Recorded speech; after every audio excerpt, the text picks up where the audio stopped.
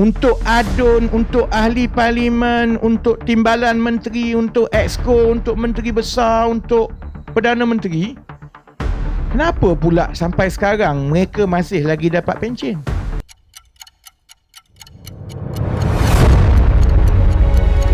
Jadi kalau orang tanya saya dengan ni, kenapa kami buat kerja gila ini, ialah saya dah sampai ke satu peringkat yang saya tak boleh terima kompromi. Minta maaf. Wow. Saya tak boleh terima dah. Dan saya ada tanggungjawab. Kita ada tanggungjawab terutamanya kepada yang muda-muda. Kita kena ada garis tau dalam hidup.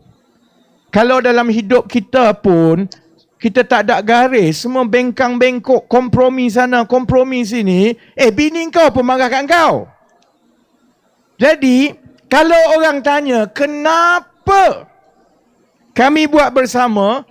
Kerana kami dah tak yakin yang ada-ada sekarang ni PH, BN, PN, oleh sebab budaya dan juga ini taktik dan strategi kompromi ni, saya dah tak tahu ke mana mereka akan buat. Dan saya tak nak bersubahat dan bersekongkol dengan mereka. Itu je. Panas. Kalau maksudnya saya kena turun, naik truk balik, salam dengan orang semua, duduk dengan pakcik, ada orang hina lah kata, tengok dia dulu menteri, padan muka kau, kena kempen macam itu, pakcik tak nak layan pun. Tak apa. Paling kurang kita tidur malam nyenyak, tak? Paling kurang saya balik rumah, saya tak pening kepala, rasa macam sebenarnya tak sedap lah tahu pasal benda tu, kan? Bila ada kompromi dan lawan kepada kompromi, ni prinsip lah. Kalau kita ada prinsip, kita ada garis. Kita tak boleh nak berkompromi dalam semua benda. Garis tu kalau langgar, dia dah langgar prinsip kita, kita kena buat keputusan dah. Jadi bila falsafah politik dan kerajaan negara antara parti-parti yang besar ini ialah kompromi, ni tak? Akhirnya tak ada prinsip. Dan bila tak ada prinsip, maksudnya tak ada konsistensi. Orang lain, undang-undangnya lain, layanannya lain, kumpulan lain, caranya lain. Dengan orang itu kita cakap lain, ikut apa yang kita nak kona dia. Orang ini kita cakap lain. Saya tak payah bagi contoh yang susah lah. Saya nak bagi satu contoh. Saya nak bagi satu contoh pasal pencen. Pasal pencen. Saya tak tahu berapa orang penjawat awam kat sini lah. Masa saya mula-mula jadi Menteri Ekonomi lah, kita tengok lah. Kita tahu lah Malaysia sampai ke hari ini ada masalah hutang. Tiap-tiap tahun kita berbelanja lebih daripada yang kita kutip hasil. Soal dia berapa banyak kita berhutang je nak tanggung yang kita berbelanja lebih tu. Mudah kata macam inilah, Malaysia ni secara berterusan hidup dengan kredit kad. Jadi memang betul lah bila kita masuk November 2022, saya sebagai Menteri Ekonomi, Datuk Seri Anwar, Menteri Kewangan. Yalah, orang mungkin marah kat saya lah. Tapi ya, kita datang dari keluarga susah. Orang yang datang daripada keluarga susah dan terpaksa hidup sendiri, saya jaminlah, saya pastilah kan. Satu, ilmu kewangan yang kita belajar daripada kecil, daripada mak ayah kita, kau jangan berhutang tau. Hidup itu mestilah dengan wang yang kita ada. Kau jangan pandai-pandai. Tak ada duit, kau pergi beli kereta besar, berhutang kiri kanan. Kau bankrupt tak apa. Habis anak beranak kau lepas tu menanggung hutang tau. Itu benda mudah sangat. Jadi saya memang keras lah bab-bab hutang ni. Tambah kalau tengok yang kita bayar faedah tiap-tiap tahun lebih kurang 50 bilion tau.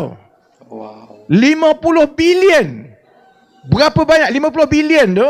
Hospital 500 juta satu. 1 bilion ialah 2 hospital. 50 bilion tiap-tiap tahun maksudnya boleh bina 100 hospital tiap-tiap tahun. Banyak. Ya. Jadi, memang betul lah.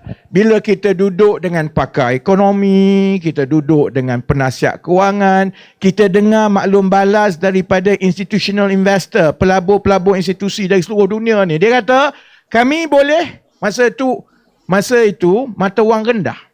Jadi untuk nak naikkan mata wang, ada 2 cara yang paling cepat lah. Satu ialah siapa yang ekspor, bila dia dapat bayaran daripada dalam dolar, dia kena bawa balik ke Malaysia, tukar kepada ringgit. Jadi itu satu. Satu lagi, kita kena pastikan pelabur portfolio yang beli bond, yang beli saham semua ni, terutamanya bond, bond kerajaan, dia kena beli bond negara kita. Sebab bila dia nak beli bond, dia nak beli hutang negara kita. Kan kerajaan Malaysia ni kan berhutang je kerja. Siapa yang beli? Pelabur lah. Terbitkan hutang, pelabur beli. Terbitkan hutang, pelabur beli. Pelabur beli tu sebahagiannya ialah pelabur luar negara. Bila dia beli, dia bawa dolar dia masjid, dia tukar kepada ringgit. Bila dia tukar, permintaan kepada ringgit naik, kukuh sikit lah mata wang kita dah. Jadi perkara pertama yang kita buat, memang kita kata kami bersetuju bahawa Malaysia mesti melalui proses pengukuhan fiskal. Kalau nak bunyi hebat sikit kata, fiscal consolidation, konsolidasi fiskal. Itu yang dalam parlimen duk ulang ni. Fiscal consolidation, fiscal consolidation. Macam mana kita nak mengukuhkan fiskal? Kita tengok pula perbelanjaan ni kan, perbelanjaan semua. 3 top 3 perbelanjaan negara tiap-tiap tahun kita bayar. Satunya ialah bayaran pencen. Bayaran pencen saya ingat dah 50 bilion lebih. Memang top 3 lah. Sedangkan asal usul pencen kerajaan ni 30 tahun yang lepas, kerajaan masa itu, masa Tun Mahathir saya ingat, menubuhkan kumpulan wang amanah persaraan. Kumpulan wang amanah pencen. Tujuannya ialah setiap tahun kerajaan bayar dan menyimpan di dalam kumpulan wang amanah pencen ini supaya dia mula ada dana. Dan dengan dana itu dia melabur macam EPF, macam KWSP. Daripada hasil untung pelaburan itu, bila dia dah besar, maka yang itulah, keuntungan itulah yang akhirnya nanti akan membayar pencen di masa akan datang. Jadi kerajaan nak kena kawal dua-dua ni. Satu, dia nak kawal supaya kumpulan wang amanah persaraan tadi, untungnya itu bertambah sebagai pendapatan untuk bayar tanggungan pencen. Kedua, dia juga nak kena jaga supaya tanggungan pencen tu jangan naik mendadak. Ini lah mudah je lah. Ini tak susah tau jadi Menteri Kewangan. Korang semua ni boleh jadi Menteri Kewangan. Apa yang berlaku sekarang? Tanggungan pencen kita itu naik mendadak setiap tahun. Keuntungan daripada kumpulan wang amanah persaraan tadi, walaupun dia bagus, dia menunjukkan prestasi yang baik, tak cukup untuk membayar tanggungan pencen setiap 1 tahun. Jadi kerajaan kena buat apa? Tambah lagi. Itu yang jadi sampai 50 bilion tiap-tiap tahun kena bayar. Maka kita pun bincang, kabinet pun bincang lah. Maka kita pun faham bahawa syarikat swasta dah lama dah tak ada pencen. Dunia pencen ini, skim pencen ni ada 2. Di seluruh dunia lah, bukan di Malaysia saja. Satu, dia panggil defined contribution. Maksudnya tiap-tiap bulan majikan bayar banyak tu, potong daripada pekerja caruman banyak itu, letak dalam satu tabung, labur balik supaya bila dia bersara dia boleh bawa keluar. Itu namanya defined contribution. Yang itu yang di Malaysia ni dipanggil sebagai KWSP. Itu satu cara. Satu lagi cara dia panggil defined benefit. Maksudnya ialah bila dia bagi pencen, kita tanda tangan kontrak kerja kita, dia dah jamin bila kamu bersara nanti umur sekian-sekian, kamu akan dapat separuh daripada gaji terakhir kamu, contohnya. Jadi kerajaan tiap-tiap tahun, majikan tiap-tiap tahun kena bubuh duit tu, and then kita akan ada actuary yang tengok kalau ada pekerja 1 juta, gaji dia macam ini sekian, dalam tabung mesti ada contohnya 20 bilion. Tak cukup, tambah. Tak cukup, tambah. Ya.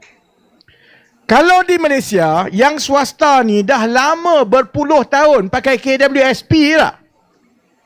Kerajaan saja yang masih lagi menggunakan pencen. Termasuklah saya dengan Nik ni. Yang wakil rakyat yang patutnya dapat pencen tapi kami belum cukup umur. Saya kalau saya nak dapat pencen, walaupun orang kata wakil rakyat baguslah dia dapat pencen. Pencen itu hanya dapat bila umur kita 50 tahun ke atas. Saya 49, ada 1 tahun lagi untuk menganggur. Pandai-pandailah aku jaga diri sebelum dapat pencen ni lah. Now, bila bincang semua ni, Kabinet buat keputusan untuk kaki tangan awam yang baru, maka mereka sekarang ini ditawarkan kontrak, ditawarkan ialah contract of service ni, term, orang panggil apa, employment term ni, terma penggajian, mereka tidak lagi akan dapat pencen, mereka akan dapat KWSP. Dia ada banyaklah juga baik buruknya. Satu contoh baiknya ialah kalau mereka ada KWSP, dia tak terikat. Kalau tidak, dia kena tunggu sampai umur 40, 50 baru dia boleh nak pencen. Dia jadi cikgu contohnya, umur 30 tahun dia dah bosan, tak nak jadi cikgu dah. Tapi tak boleh letak jawatan. Kalau dia letak jawatan, dia hilang pencen. Jadi dia pun pergi mengajar pun dia bosan. Semua nak kena tunggu 50 tahun boleh bersara. Kalau ada KWSP macam tadi, kalaupun dia rasa bosan, umur 30 tahun, 35, dia nak tukar pekerjaan ataupun dia nak buat bisnes, dia boleh letak jawatan sebab duit tabungan dia tu dah ada, dia boleh buat keluar. Jadi, setuju. Bagus, setuju. Jadi sekarang ini, atas prinsip itu, sebab itulah kaki tangan kerajaan yang baru, dia tak ada pencen. Dia dah ada EPF, KWSP kan. Baik, saya nak tanya ni soalan killer ni lah. Itu untuk kaki tangan kerajaan. Untuk adun, untuk ahli parlimen, untuk timbalan menteri, untuk exco, untuk menteri besar, untuk Perdana Menteri. Kenapa pula sampai sekarang mereka masih lagi dapat pencen? Kalau prinsipnya ialah negara kita mesti mengukuhkan kedudukan fiskal dan satu caranya ialah kita mengawal tanggungan pencen, maka yang makan gaji kerajaan ini, yang baru-baru, semua dapat EPF bukan dapat pencen. Kenapa tak buat kepada wakil rakyat? Ya. Wakil rakyat, menteri, adun, berapa ratus, ribu kot kat Malaysia. Ya, betul, wakil rakyat betul. Yang parlimen ada 200 lebih, satu penggal. Dewan Negara, senator ada 100. Lepas tu adun, ada adun negeri yang 60, kalau Sarawak 90, Sabah 70, campur semua ni 1,000 orang lebih tau.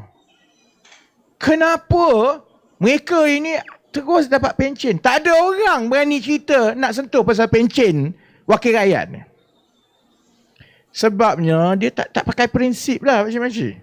Dia bukan soal, kalau prinsipnya begini kita gunakan untuk orang ini, prinsip yang sama juga kita kena gunakan untuk orang lain. Tak ada. Sebab dia takut kalau tarik pencen wakil rakyat tarik sokongan tak jadi Perdana Menteri. Sama lah kalau parti lain, UMNO ke, DAP ke, PAS ke lepas ini, takkannya lah dia berani sebut kepada rakyat, kalau kami menang, kita akan hapuskan pencen wakil rakyat. Tak ada. Sebab dia rasa kalau buat macam itu tak popular. Wakil rakyat Sabah tak sokong. Wakil rakyat Sarawak tak sokong. Kalau Sabah, Sarawak tak sokong, macam mana nak jadi kerajaan? Pada rakyat, dia kata pasal prinsip tau. Kita kena ada prinsip untuk mengukuhkan fiskal kita. Ini demi masa depan supaya kita boleh kurangkan kurangkan hutang, semua macam-macam lah. Bab dia lain. Sebab dia dah tak ada prinsip dah. Bila dah tak ada prinsip, tak ada garis, peraturan untuk aku lain, peraturan untuk kau lain. Samalah juga pasal rasuah tak rasuah. Kalau saya tengoklah Datuk Seri Anwar Ibrahim. Saya masih tengok ceramah dia. Saya masih tengok kan. Dia kata dalam satu ucapan dia 2-3 hari yang lepas lah, saya ingat kan. Dia nak meninggalkan legasi pemimpin-pemimpin yang bersih. Sebab kalau rakyat biasa ni, orang biasa, kalau mencuri penjara. Tapi kalau orang yang maha kaya, yang hebat, dia curi duit, dia lepas. Kan? Hebat bunyilah. Saya tahun lepas lah, saya memang tak boleh telan benda itu. Ada satu kes, mungkin ada orang ingat, mungkin ada orang tak ingat. Yang ini tuduhan terhadap seorang bekas timbalan Ketua Bahagian Bersatu Bahagian Segambut. Dia dituduh jadi broker, ambil rasuah untuk projek lah. Dia jadi broker. Dia dituduh dah kena charge kat mahkamah pun. Sebab tuduhan itu dia ambil rasuah 6 juta ringgit. Oh, kita tunggu lah. Bagus. Kena ahli politik ni. Siapa lagi nak kena? Siapa lagi nak kena tak? Saya ingat tahun lepas, 2025 lah macam tu. 7-8 bulan yang lepas lah. Keluar berita, dia telah dibebaskan dan semua dakwaan digugurkan sebabnya SPRM. Masa tu zaman Azam Baki lah. SPRM kata SPRM telah bersetuju untuk mengenakan denda 4 juta ringgit. Oh gila best. Ambil rasuah 6 juta ringgit, bayar 4 juta, untung 2 juta lagi tu. Lepas lepas macam tu lah. Sama juga kalau siapa yang buat bisnes ni, kalau ada assessment taksiran daripada LHDN, Lembaga Hasil Dalam Negeri, pergilah cakap kat orang-orang biasa yang buat bisnes dapat taksiran. Saya pernah ada orang yang datang jumpa saya kata, alah susah lah baby, saya dapat assessment taksiran 20 juta. Saya tak tahu daripada mana dia korek semua ni, tiba-tiba dapat bil cukai 20 juta. Saya mana boleh bayar 20 juta ni? Nasib baik. Nasib baik saya kenal orang sekian. Dia kata dia boleh settlekan dengan LHDN. Jadi saya bayar LHDN 10 juta, saya bayar dia 2 juta, saya save 8 juta lah. Tapi tak guna awak macam ni, rasuah macam ni. Celaka betul dia yang buat. Tapi kalau kita jadi dia, yalah, jimat 8 juta. Yep. Daripada bayar 20 juta kepada rakyat, kepada LHDN, okeylah. Saya bayar 2 juta kepada kaki tu, kepada broker tu, 10 juta kepada kerajaan, 2 juta kepada dia. Kalau ada line yang betul. Orang biasa kalau tak ada, ni kalau yang pegawai kerajaan swasta ke dapat taksiran 20,000, bayarlah kau 20,000. Sebab apa? Sebab tak ada prinsip lah. Sebab itu saya kata, saya nak balik ni kona, nak balik semua ni. Sebab itu, kalau politik kita berterusan macam ini dan kita ajar anak-anak kita yang muda-muda, kita tanam dalam kepala kita, demi untuk kita kekal dalam kerajaan, kita kena berkompromi. Itulah hasilnya. Jadi apa guna kita nak bising pasal rasuah, pasal masalah, pasal semua ni? Benda ini asasnya ialah kerana orang politik yang lama-lama ni, dia ajar kita. Betul. Dia ajar generasi baru. Nak kuasa, kena pandai kona. Okay, bila kona tu segala jenis benda dia akan kona. Jadi kalau orang nak marah saya dengan Nick lah, kenapalah kau tak sabar? Kenapalah kau tak reti kompromi? Kalau saya dan Nick fikir pasal diri saya, pasal Nick kan, kalau kami fikir sejawatan kami, berapa nak sibuk-sibuk ni? Senang jadi menteri. Senang ikut Anwar pergi mana-mana. Orang pergi konsert, aku pergi konsert. Orang berjoget, aku berjoget. Tunggu masa. Senang. Malangnya ada antara kita ni yang kita tak boleh telan benda-benda macam itu. Dan kita tahu, terutamanya bila dah sampai ke peringkat macam saya dengan Nick, kami ada tanggungjawab kepada masyarakat. Saya tak nak jawab tau. Nanti 10-15 tahun, bila lebih banyak. Sekarang ni dah keluar banyak dah. Mafia korporatnya, cerita Ramanannya, cerita Farhashnya.